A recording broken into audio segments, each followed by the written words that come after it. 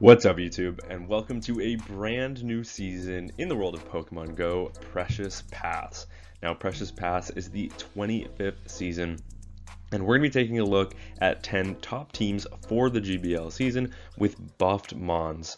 So without further ado, let's take a look at the top 20 ranked Pokemon, and then we'll get right into those teams.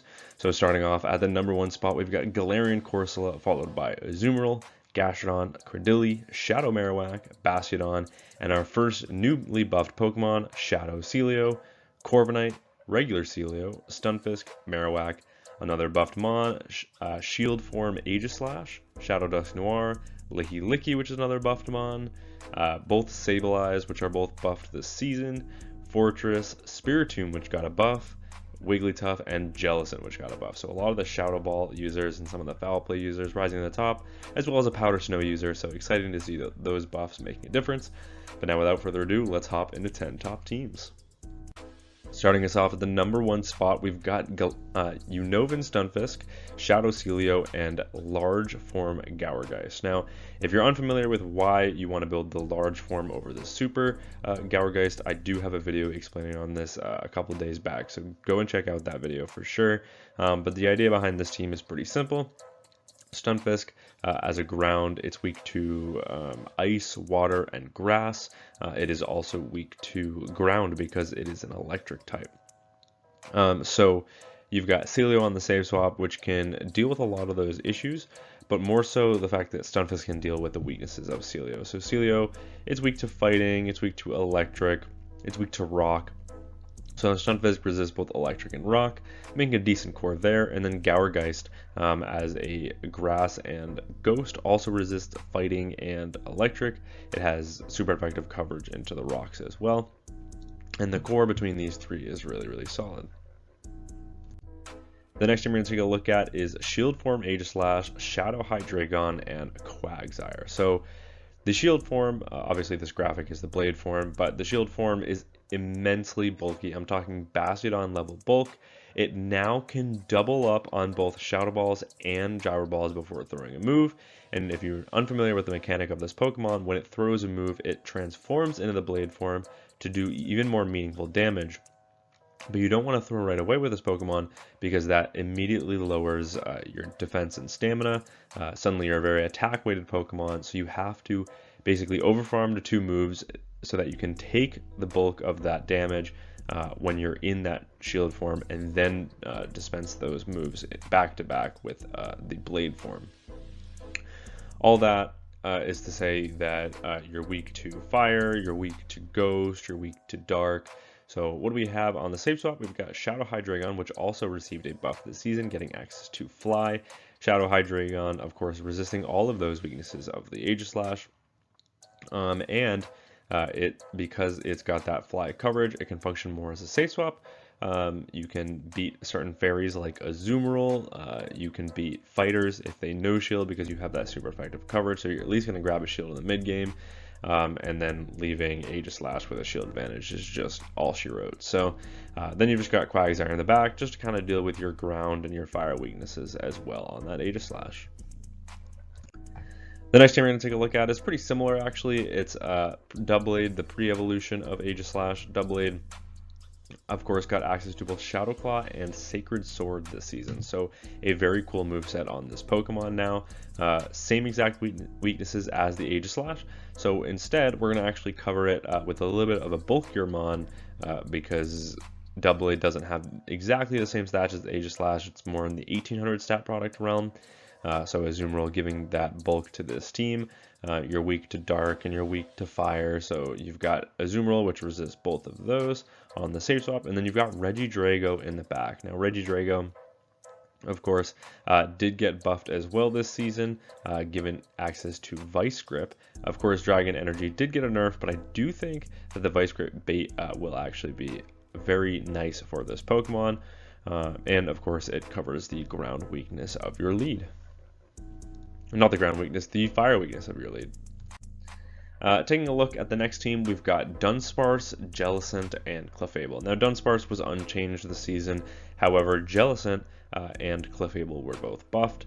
Jellicent received the Shadow Ball buff, where Shadow Ball now costs less energy, which means Jellicent can now double up on Shadow Balls, and it's straight 4 hexes to those Shadow Balls, which is truly incredible pacing.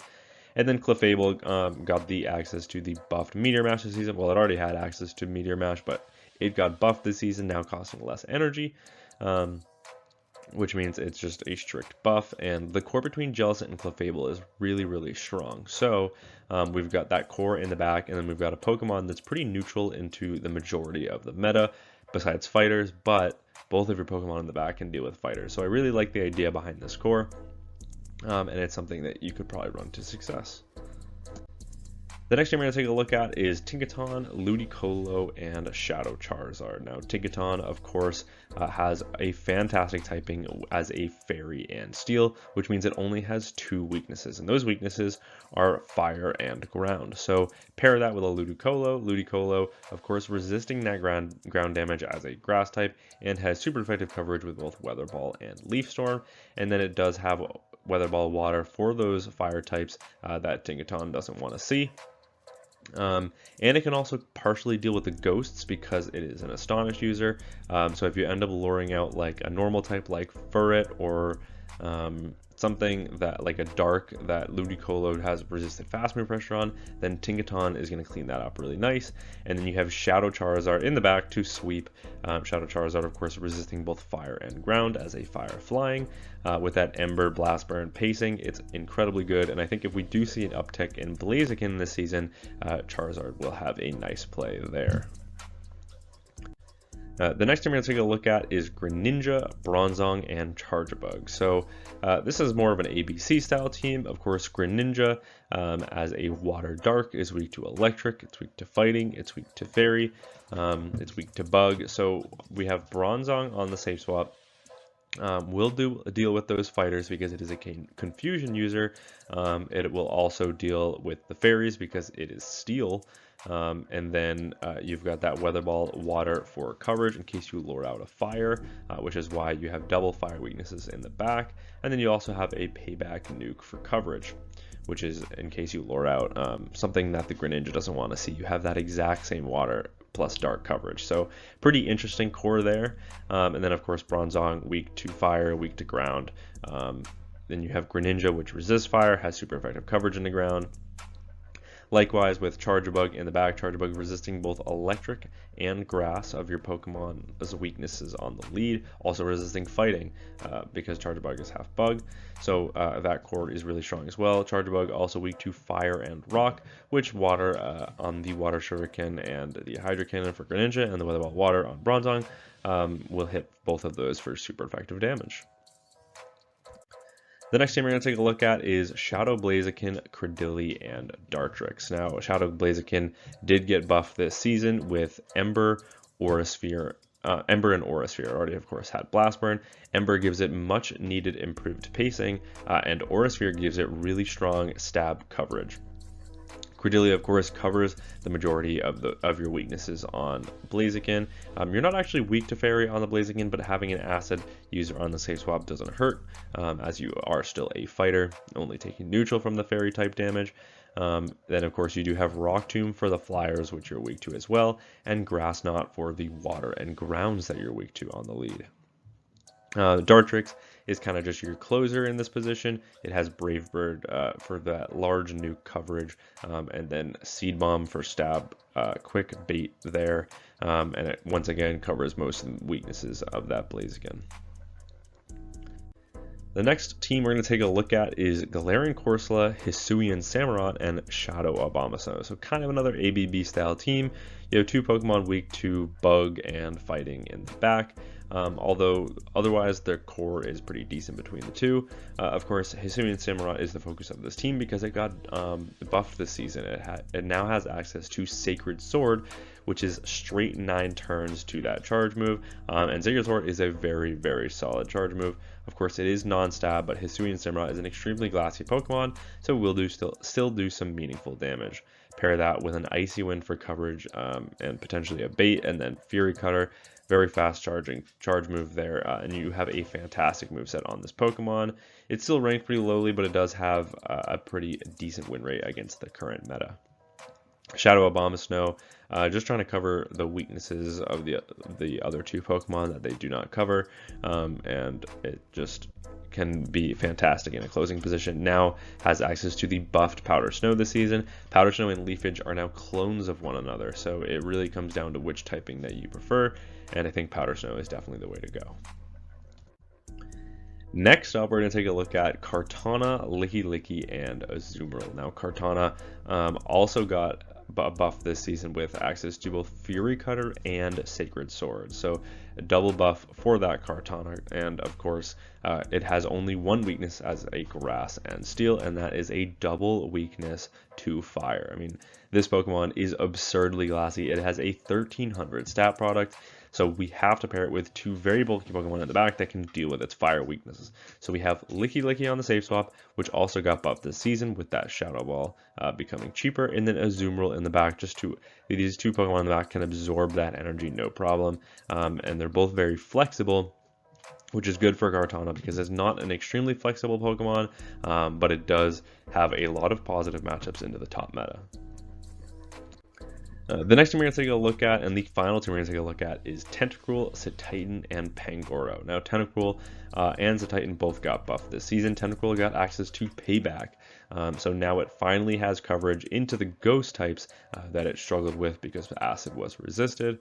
You still have Scald for coverage, which is really nice for it, and is a decent hard-hitting move. And then you have Cetitan on the safe swap, weak to Fire and Fighting there.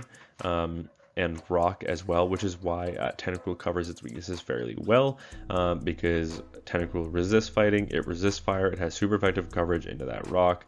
And then Cetitan also got buffed this season with that Powder Snow buff, as well as both Icicle Spear and Superpower. This Pokemon got triple buffed, and so I do think we're going to see a good amount of it pretty early on in the season. We'll have to see how long it lasts. That said, it's a decent in the safe swap position here. And then we've got Pangoro in the back. Pangoro, a fantastic closer, also weak to fighting and fairy, which is why Tentacruel in the back will cover those weaknesses as a poison, and then Cetitan can cover that flying weakness on that Pangoro. Double weakness, of course, to fighting in the back, which is why Tentacruel is on the lead. But yeah, that is 10 teams. These are, of course, not set in stone, and they're not perfect because I was trying to force myself into using Pokemon that were buffed. That said, I think if you want to try out these Pokemon, these are some decent teams to try it out. You don't have to try super hard this season. Just test out these new Pokemon. There's no legend to be reached. Just have fun, enjoy the buffs. And yeah, that's going to be it for me from this video. But I do want to say thank you to the expert trainer members on this channel: Benny Hemlock, Dr. Mustache, Perry G, Blue Nation, Peter Rushworth, Chompless Clips, Sons of Code, Soma Patil, and Immortal Bart, as well as an extra special thank you to the legend trainer members on this channel: Andrew Bitten, Musachu, Speedster, Varsity Boss, CD Slaskus, Star Bonsai, and Eliana. Thank you all so much for watching, and until next time, peace.